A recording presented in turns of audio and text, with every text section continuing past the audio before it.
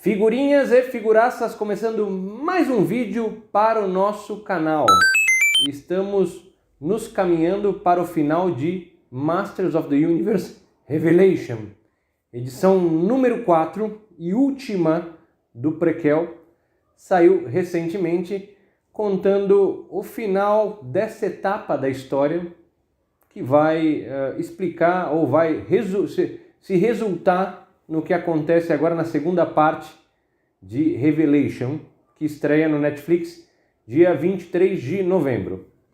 Então, antes de chegar e a gente comentar um pouco o que a gente viu nesse quadrinho, nessa última etapa de Revelation Prequel, eu acho que valem alguns comentários, especialmente para quem chegou agora e não viu os outros vídeos ou assistiu Revelation, não entendeu algumas coisas, sendo que agora na segunda parte já foram mostradas algumas coisas, já foi mostrado o cartaz, Kevin Smith já comentou algumas coisas, teremos lá o He-Man bárbaro, o Olar, que o Adam vai evocar o poder de Grayskull sem a espada, por isso que ele vira um bárbaro, possivelmente, mas algumas coisas. Quando você lê esses 4 quadrinhos, primeira coisa, a impressão que dá é que tudo se caminha para o fim. Isso é, que essa série Revelation não foi feita para uma continuação. Essa é uma impressão. Que é um arco fechado que mostra um dos possíveis fins dos personagens. Não de morte, mas o fim da história. Um dos erros cometidos pela produção Mattel, Netflix, Kevin Smith, na minha opinião, e isso desapontou muita gente, é ter vendido o produto como uma continuação direta da animação dos anos 80. Então, isso frustrou muita gente porque o traço é diferente, as atitudes são diferentes. Então, talvez tivesse sido melhor ter vendido isso como um dos possíveis finais, né? Hoje em dia, o negócio do multiverso, né? Tudo se explica com multiverso. Marvel tem um multiverso, a DC tem um multiverso, He-Man, os Mestre Universo, tem seu multiverso. Recentemente até saiu o quadrinho que eu já falei várias vezes, Masters of the Multiverse, isso é, mostrando o multiverso de Eternia. Falando em quadrinhos, também vai sair agora no final do ano Masters of the Universe contra o Injustice, que é um quadrinho legal que já saiu há algum tempo para quem é fã. E então a impressão que dá é que é um arco fechado, o fim dessa história, assim como aconteceu nos quadrinhos da DC Comics. Tem dois encadernados que se chamam Eternity War. Isso é, a DC começou a fazer os quadrinhos e acabou a história, vamos falar assim, acabou no segundo volume de Eternity War, que é uma guerra épica com todos os personagens que a gente gosta, She-Ra, Hordak, etc. E depois a DC continuou fazendo mais arcos que não tinham mais envolvimento, não tinha mais ligação com aquela história, porque aquela história foi contada, é um dos possíveis finais, felizes ou não, da turma lá de Eternia. Então, muita gente fala assim, o Kevin Smith agora, como os fãs reclamaram, ele mudou a animação, ou vai mudar a animação. Não vai dar tempo de mudar a animação, e quando você lê os quadrinhos, a impressão é que eles tinham uma ideia, a ideia dele, você pode gostar ou não gostar, mas que essa segunda parte não foi modificada, minha impressão, especialmente lendo os quadrinhos, e que tudo ali tem um fim. Então, aparentemente, Revelation não deve continuar por uma segunda temporada, acho eu, meu chute, porque a impressão que eu tenho é que não foi feita para ter uma segunda temporada. Não é porque o fã, o hater brigou, porque ninguém gostou, por causa da Tila lacradora que acabou com a minha infância. Não, é porque a impressão que eu tenho é que realmente é uma história que acabará de ser contada. Então, que eu gosto disso, tá? Não do multiverso, mas eu gosto muito do começo e do fim das coisas. Então, a vida é assim, tem o final do dia, o final do ano, o final de um ciclo de trabalho, o final da vida, o final das coisas, o final do canal aqui. Então, esses fechamentos, eu fico meio desapontado sempre quando, no final de uma temporada, de uma série aí, não acaba a coisa, isso deixa uma grande ligação, a história não é acabada, não se acaba de contar a história, para uma segunda temporada. Eu gosto quando a história acaba e por algum motivo há uma segunda ou uma terceira temporada porque ficou algum fio solto que a gente, puxa, não tinha imaginado isso. Esse é o meu gosto. Bom, voltando nos quadrinhos, foram 4 volumes que contam uma história antes do que está acontecendo em Revelation do Netflix. Então, lembra que fazendo aqui um apanhado do que aconteceu. Rei Randor é atacado por um ser que chama Orlax, que é um ser que vive no passado e no presente. Ele meio que envenena o Randor, que fica moribundo, fica em transe, isso é, não acorda mais. He-Man, com a feiticeira, tentam procurar uma solução para isso. He-Man vai para o passado, encontra o rei Grayskull e seus 2 filhos. A história conta como a espada é forjada, que é a soma de dois lados da espada, um da luz e outro da escuridão. Um dos filhos do rei Grayskull também é atacado, entre aspas, por esse Orlax, também fica no mesmo transe. Eles não descobrem o motivo. He-Man corta um pedaço lá de um dos braços do Orlax, vamos falar, um dos tentáculos do Orlax, traz para o presente, ele se regenera para tentar trazer de volta o Rei Randor. Então, nessa primeira parte, o Rei Grayskull tem 2 filhos, um fica lá também no mesmo estado que o Randor, e a gente não sabe o que aconteceu com ele. Guardei. O outro é o Hero, que depois aparece aí na primeira parte de Revelation, onde ele está lá no paraíso de Preternia, lá com os outros He-Man. Então, eles voltam.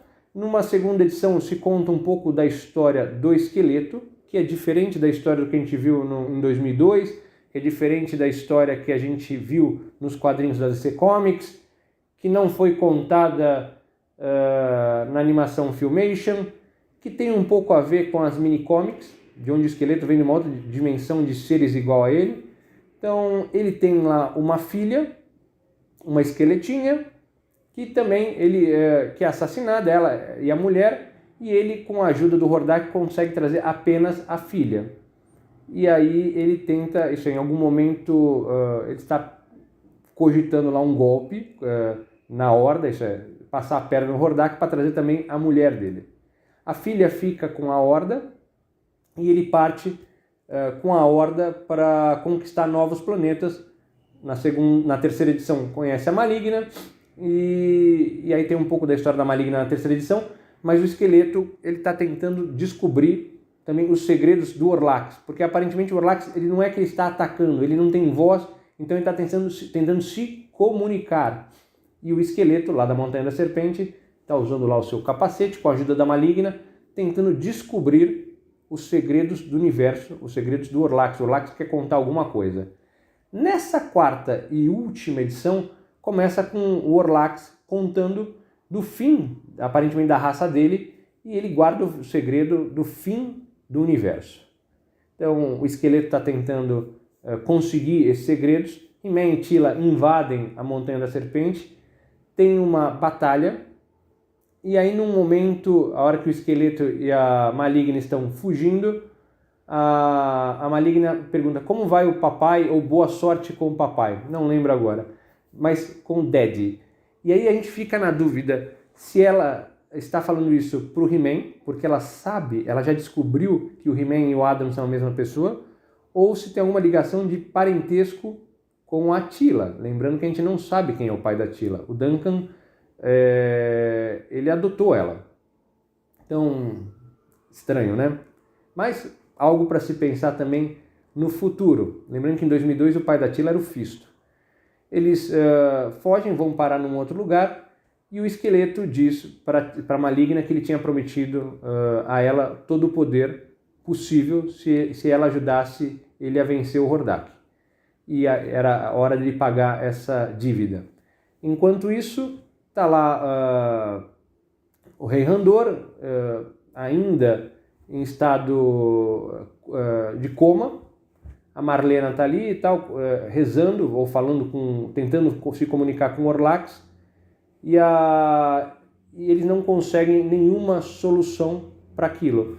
Existe também nessa história uma conversa sobre os filhos herdarem o papel dos pais e tal, etc. Bom, e Attila começa a se indispor, começa a ficar com uma raiva. O que adianta a gente ser os mestres do universo, a gente não consegue salvar o rei, etc, etc. E de repente ela é tomada por um poder de Zoar, isso é, da águia, lembra muito a Fênix, né, dos X-Men.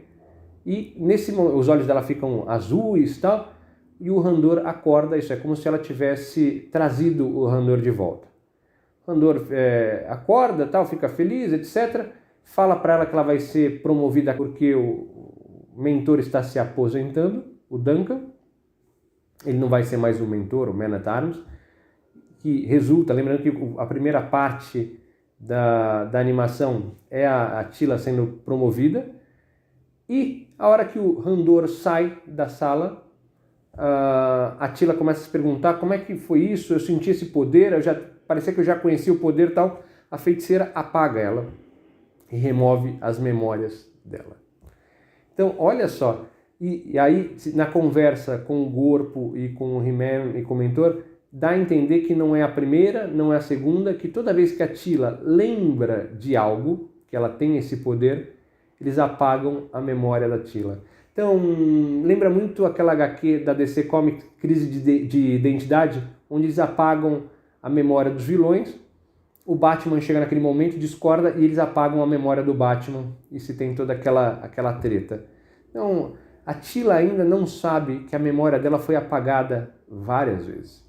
E diz o Gorpo, e a conversa entre eles é que é para a proteção da própria Attila e para a proteção de todos os outros. Porque a Attila provavelmente guarda um poder ou um segredo que pode destruir o universo. Então,